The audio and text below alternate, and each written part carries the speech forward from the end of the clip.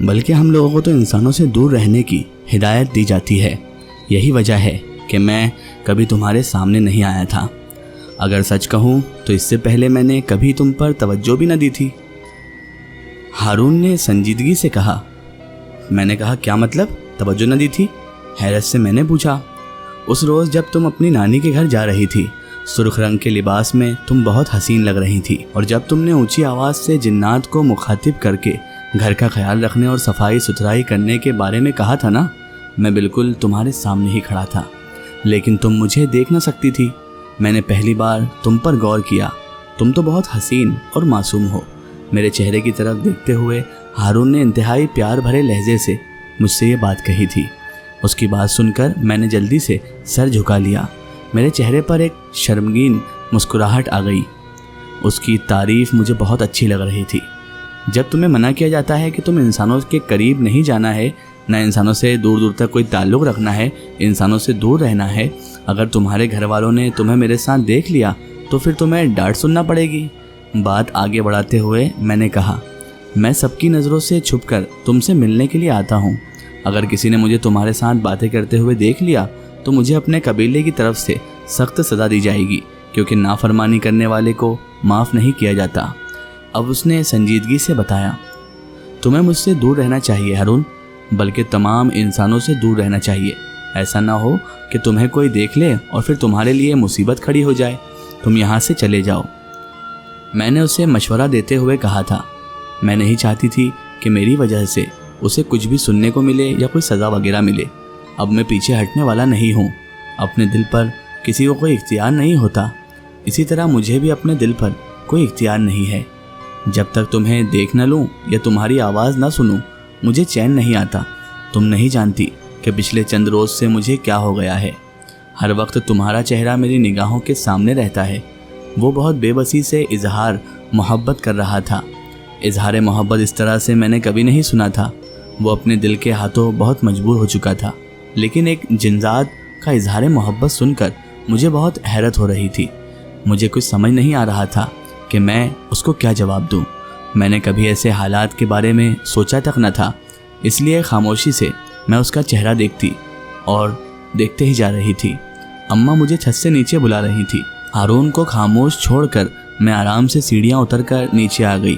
ہارون نے میرے سامنے اظہار محبت کیا تھا۔ محبت کرنا، چاہ ہونا یا پیار کرنا کسے اچھا نہیں لگتا؟ اسی طرح ہارون کے اظہار محبت سے میں بہت متاثر ہوئی تھی۔ اس کے الفاظ بار بار میرے ذہن میں گونج رہے تھے۔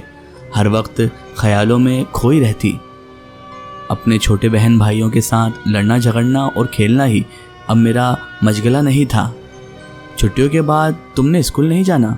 کبھی اپنا اسکول بیگ کھول کر بھی دیکھ لیا کرو۔ اماں نے مجھے کسی گہری سوچ میں ڈوبے ہوئے دیکھا تو ڈانٹتے ہوئے کہا، میں تو ہمیشہ سے پڑھائی میں کام چور تھی اور پڑھنے سے دور بھاگا کرتی تھی۔ یہی وجہ تھی کہ اماں کو پڑھائی کے حوالے سے مجھ پر سختی کرنا پڑتی تھی۔ اماں کے ڈانٹنے پر میں نے اپنا اسکول بیگ اٹھایا اور پڑھنے کے لیے بیٹھ گئی۔ اسکول بیگ کھولتے ہی مجھے حیرت کا شدید جھٹکا لگا، کیونکہ بیگ میں بہت ہی خوبصورت گلاب کے پھول پڑے ہوئے تھے، جن کی خوشبو سے میرا پورا بیگ مہک رہا تھا۔ میں نے جلدی سے پھولوں کو اپنے ہاتھ میں پکڑا اور ایک لمبا سانس لے کر خوشبو اپنے اندر اتار لی۔ پورا کمرہ بھی گلاب کے پھولوں کی مہک سے بھر گیا تھا۔ مجھے یہ سمجھنے میں دیر نہ لگی تھی کہ یہ پھول میرے بیگ میں کس نے رکھے ہوں گے۔ دل ہی دل میں ہارون کا شکر ادا کرنے لگی۔ اس کے اظہار محبت نے مجھے اس کے بارے میں سوچنے پر مجبور کر دیا تھا۔ میں نے سوچ لیا تھا کہ اب جب وہ مجھے ملے گا تو میں اس کا شکریہ ادا کروں گی۔ گلاب کا پھول تو میرے پسندیدہ پھولوں کی لسٹ میں شامل ہوتا تھا۔ ہارون کو کیسے معلوم پڑا کہ مجھے گلاب بہت پسند ہے؟ ہارون کی طرف سے ملنے والا یہ پہلا تحفہ مجھے بہت پسند آیا تھا۔ رات کو بہت دیر تک میرے خیالوں میں، سوچوں میں ہارون ہی تھا۔ رات کو میری آنکھ بہت دیر سے لگی تھی۔ میں بہت کوشش کر رہی تھی کہ میں سو جاؤں، لیکن نہ جانے نیند کیوں مجھ سے روٹھ گئی تھی۔ میرا ذہن بار بار نہ جانے کیوں ہارون کی طرف ہی چلا جاتا تھا۔ مجھے کچھ سمجھ نہیں آ رہا تھا کہ میں اس کے بارے میں اتنا زیادہ کیوں سوچتی ہوں، یہاں تک کہ اب مجھے اس کے علاوہ کسی کا کوئی خیال باقی نہ تھا۔ میں گہری نیند میں تھی جب کسی نے مجھے جھنجھوڑ کر جگایا۔ میں جلدی سے اٹھ کر بیٹھ گئی اور حیرت بھری نگاہوں سے ادھر ادھر دیکھنے لگی۔ کمرے میں ہلکا اندھیرا تھا۔ دادی اماں گہری نیند سو رہی تھی۔ कमरे में मौजूद सभी अफराद मुझे सोते हुए दिखाई दे रहे थे। अगर ये सब सो रहे हैं तो फिर मुझे किसने जगाया? मैंने जो खुद को कलामी की और हारून मेरे बिस्तर पर नमूदार हो गया। वो बिल्कुल मेरे करीब था, इतना करीब कि आज तक किसी भी नौजवान लड़के का एहसास इतने करीब से मैंने महसूस नहीं किया था। इतना करीब बैठा हुआ था कि उसे देखकर मैं घबरा गई थी और जल्दी से दादी अम्मा और अपने बहन भाइयों की तरफ देखने लगी जो गहरी नींद सो रहे थे। तुम्हें इनकी फिक्र करने की ज़रूरत नहीं है। जब तक मैं इस कमरे में मौजूद हूँ ये सब बेसुध पड़े रहेंगे। मेरी परेशानी को महसूस करते हुए हारून ने मुझे तसल्ली देने की कोशिश की और उसके बाद तसल्ली देते हुए कहने लगा, तुम्हें इन सब की फिक्र करने की ज़रूरत नहीं है, बेफिक्र रहो। मैंने हारून से कहा, तुम्हें यहाँ नहीं आना चाहिए था हारून। अगर दादी अम्मा की आँख खुल गई ना तो फिर हम दोनों के लिए बहुत बुरा हो जाएगा, बहुत बड़ी मुसीबत खड़ी हो जाएगी। खौफजदा लहजे में मैंने कहा, मैं किसी से नहीं डरता और ना ही तुम मुझे किसी से डरने का मशवरा दिया करो। मेरा जब जी चाहेगा मैं तुम्हें देखने के लिए आ जाया करूँगा। इनकार में गर्दन हिलाते हुए हारून मुझसे कहने लगा। वो मुझे इस कदर अहमियत दे रहा था कि मुझे उसकी हर बात अच्छी लगती। मैंने तुम्हारे लिए फूल लाए थे, क्या तुम्हें पसंद आए? इंतहाई प्यार भरी नज़रों से मेरी तरफ देखते हुए हारून ने पूछा। बहुत खूबसूरत फूल थे, उनकी खुशबू से तो सारा घर महकने लगा था हारून। तुम्हारा बहुत शुक्रिया।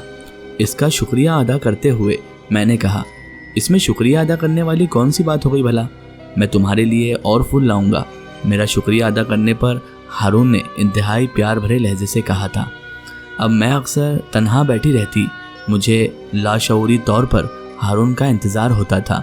वो भी ऐसे वक्त में मुझसे मिलने के लिए आ जाता जब घर में कोई ना होता या मैं बिल्कुल तन्हा होती। मुझसे अक्सर बातें करते हुए कहता था कि वो अपने कबीले से छुप कर आता है। मैंने उसे मना किया था कि उसे मुझसे रोज़ मिलने की कोई ज़रूरत नहीं है, लेकिन वो हर रोज़ मुझे देखने और मिलने की ख्वाहिश रखता था। इसलिए हर तरह की पाबंदियों के बावजूद भी मुझसे मिलने के लिए आ जाता था।